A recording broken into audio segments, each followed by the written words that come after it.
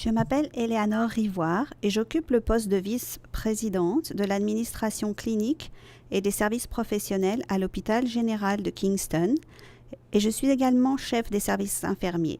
Pour ce projet particulier, je suis chef de ce que nous appelons l'équipe des soins maternels et néonatals. Nous avons constaté, en analysant les données, qu'il y a des variations importantes du poids des bébés nés par césarienne. On avait l'impression qu'il y avait des nouveau-nés de faible poids de naissance dans certains établissements et pas dans d'autres, ce qui nous a amené à nous demander à quel endroit certaines patientes recevaient-elles leurs soins et aussi quelles sont les normes ou les protocoles qui sont en vigueur aux endroits où une pratique donnée est utilisée. Nous devons transporter des nouveau-nés qui naissent dans un hôpital, mais qui ont besoin de services dans un autre. Nous avons eu des nouveau-nés à très haut risque qui n'ont pu accéder à un niveau de soins tertiaire ou à un établissement de niveau 3. Ils ont donc été dirigés vers un établissement à l'extérieur de notre Airlis. Et nous avons eu des bébés qui avaient passé l'étape du rétablissement ou du traitement et qui étaient prêts à retourner plus près de leur domicile, mais nous n'étions pas en mesure d'effectuer ce transfert. Alors l'idée est de nous assurer de pouvoir fournir les meilleurs soins, les soins les plus sécuritaires et des soins de qualité. Donc la sécurité des patients et la qualité ont été les grands thèmes généraux qui sont ressortis de ces trois groupes de travail. Ainsi, les 4 priorités que nous avons identifiées, qui comprennent un certain nombre de composantes, sont les suivantes. La première est la création d'un réseau de communautés de pratiques auxquelles les gens pourraient adhérer librement afin de dire, en s'appuyant sur leur expertise, ce qui devrait être en place et comment ils assuraient la surveillance et fourniraient des conseils dans l'ensemble de nos organismes afin de fournir des soins de la meilleure qualité et les plus sécuritaires possibles.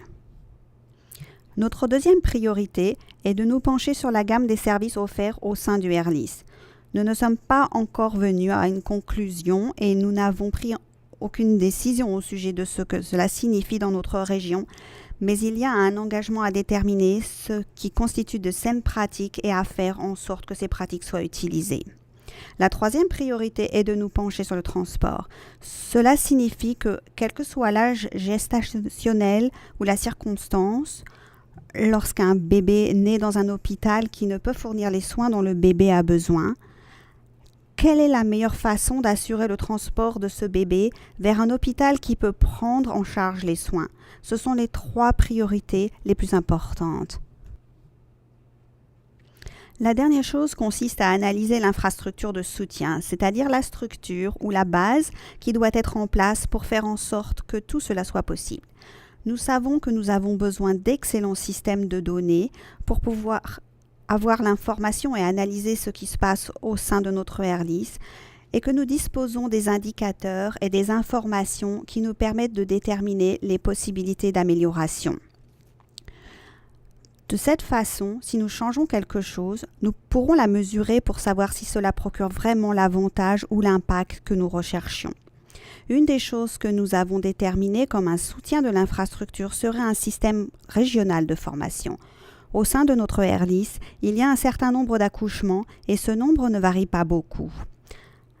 Nous avons un certain nombre de fournisseurs, le taux de roulement est assez faible, mais nous devons voir comment nous pouvons regrouper nos ressources et le matériel que nous utilisons pour la sensibilisation et la formation pour veiller à ce que le personnel reçoive une orientation adéquate afin de travailler avec les patientes, qu'ils possèdent la théorie et les compétences nécessaires et qu'ils soient aussi en mesure de maintenir son expertise de telle sorte que personne ne se retrouve dans la situation de devoir fournir des soins à une patiente sans être certain de posséder les connaissances ou les compétences pour le faire. Voilà donc les 4 principaux domaines prioritaires que nous avons identifiés. Chacun de ces domaines comporte beaucoup de choses et l'équipe continuera de travailler afin de les analyser et de formuler des recommandations. Nous avons besoin et nous serons certainement heureux de recevoir les commentaires des fournisseurs au sein de chacun des organismes et services concernés. Et nous sommes très intéressés à connaître l'opinion des organismes et du public au sujet de ce que nous étudions.